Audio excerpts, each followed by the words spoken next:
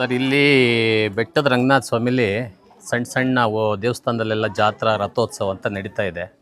ನಮ್ಮ ದೇವಸ್ಥಾನ ನೀವು ಕಾಣಂಗೆ ಹೋದ ವರ್ಷ ಅರ್ಸವೆ ಮಾಡಿ ಕಾಮಗಾರಿ ಸಿವಿಲ್ ವರ್ಕ್ ಎಲ್ಲ ಕಂಪ್ಲೀಟ್ ಆಗ್ತಿದೆ. ಸುಮಾರು ಒಂದು 35ರಿಂದ 40 ಕೋಟಿ ವೆಚ್ಚದಲ್ಲಿ ಈ ದೇವಸ್ಥಾನ ಕಟ್ಟಿಸ್ಬೇಕು ಅಂತ ನಮ್ಮ ಆಸೆ, ನಮ್ಮ ಕುಟುಂಬದಿಂದ. ಅದಕ್ಕೆ ಇಲ್ಲಿ ಕಟ್ಟಿಸೋದ್ರ ಜೊತೆಗೆ ವರ್ಷಕ್ಕೊಂದೊಂದು ಕಾರ್ಯಕ್ರಮ.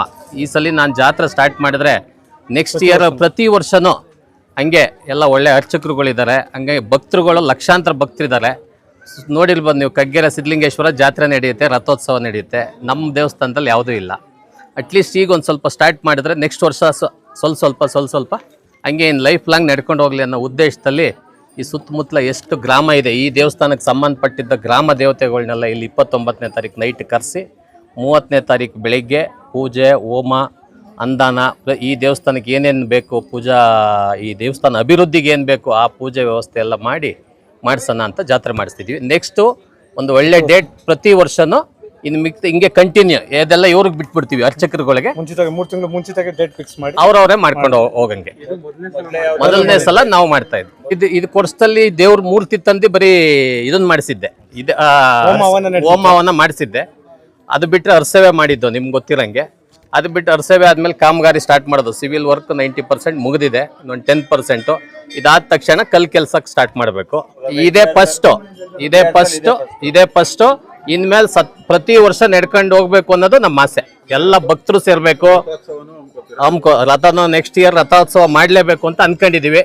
ಅದಕ್ಕೆ ಭಕ್ತರಿಗೆಲ್ಲ ಸೇರಿಸಿ ಈ ಅರ್ಚಕರುಗಳೆಲ್ಲ ಭಕ್ತರಿಗೆ ಸಹಕಾರದೊಂದಿಗೆ ಪ್ರತಿ ವರ್ಷ ಒಂದು ರೌಂಡ್ ಇಲ್ಲೇ ಮೇಲ್ಗಡೆನೆ ಆ ರೀತಿ ರಥೋತ್ಸವ ಆಗೋ ರೀತಿ ಮಾಡೋಣ ಅಂತ ಅನ್ಕೊಂಡಿದ್ವಿ. ಇನ್ನೂ ಒಂದು ದೊಡ್ಡ ಕಾನ್ಸೆಪ್ಟ್ ಇದೆ, ಎಲ್ಲ ಸಪೋರ್ಟ್ ಮಾಡಿದ್ರೆ ಅಂದ್ರೆ ದುಡ್ಡು ಕಾಸ್ತಲ್ಲ, ಯಾವುದು ತೊಂದರೆ ಇಲ್ದಂಗೆ, ಯಾವುದು ಪ್ರಾಬ್ಲಮ್ ಕೊಡ್ದಂಗೆ ಸಹಕಾರ ಮಾಡಿದ್ರೆ ಅದನ್ನು ಮಾಡ್ತೀನಿ. ನಾನು ಕರೆಕ್ಟಾಗಿ ನನಗೆ 2.5 ವರ್ಷ ಸಾಕು ಸರ್. ಇಲ್ಲಿ ಹಾಕಿದ್ದೀನಿ ನೋಡಿ ಸರ್, 35ರಿಂದ 40 ಕೋಟಿ. ಇದ್ರ ಮೇಲೆ ಏನಾರ ಭಕ್ತರು ಕಾಣಿಕೆ ಏನಾರ ಲಾಸ್ಟ್ ಒಂದು 6 ತಿಂಗಳ ಹಿಂದೆ ಭಕ್ತರದ್ದು ಕಾಣಿಕೆ ತಗೋತೀವಿ. ಕೆಲವೆಲ್ಲ ಹೇಳ್ತಾವ್ರೆ ಅವರೇ ಕಟ್ಟೋದೇ ಇಲ್ಲ ಅಂತ, ನಮ್ಗೇನು ಆ ಥರ ಉದ್ದೇಶ ಇಲ್ಲ.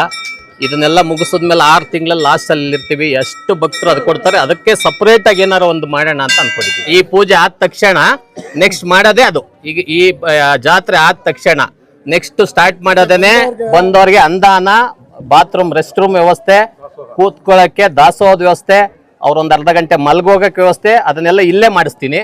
ಇನ್ನೊಂದು ಕರೆಕ್ಟ್ 3ರಿಂದ 4 ತಿಂಗಳೊಳಗಡೆ ಅದು ಕಂಪ್ಲೀಟ್ ಮಾಡ್ತೀನಿ. ಅವ್ರಿಗೆ ಬಂದವ್ರಿಗೆ ಪ್ರತಿದಿನ ಊಟದ ವ್ಯವಸ್ಥೆ ಆಗಬೇಕು, ವೆಜ್ಜು. ಇಲ್ಲಿ ಬಂದವ್ರಿಗೆ ಎಲ್ಲರಿಗೂ ಊಟ ಸಿಗಬೇಕು. ಆ ರೀತಿಯಲ್ಲಿ ಇನ್ನೊಂದು 3ರಿಂದ 4 ದಾಸೋಹ, ಇನ್ನೊಂದು 3ರಿಂದ 4 ತಿಂಗಳಲ್ಲಿ ಸ್ಟಾರ್ಟ್ ಮಾಡ್ತೀನಿ. ಆಮೇಲೆ ಅದಕ್ಕೆ ನಡ್ಕೊಂಡು ಹೋಗ್ತಾ ಇರುತ್ತೆ.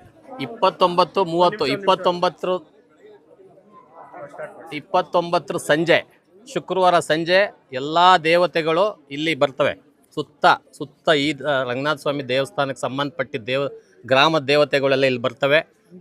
ಅಂದಾಜು ನಾವೊಂದು 30 ದೇವ್ರು ಅಂತ ಅಂದ್ಕೊಂಡಿದ್ದೀವಿ ಸರ್. ಇನ್ನು ಜಾಸ್ತಿನೇ ಆಗ್ಬೋದು. ಎಷ್ಟು ದೇವ್ರು ಬಂದರೂ ಏನು ತೊಂದರೆ ಏನಿಲ್ಲ. ಇಲ್ಲಿ ವಿಶಾಲವಾಗಿದೆ ಜಾಗ, ಎಲ್ಲ ರೀತಿ ವ್ಯವಸ್ಥೆ ಆಗಿದೆ.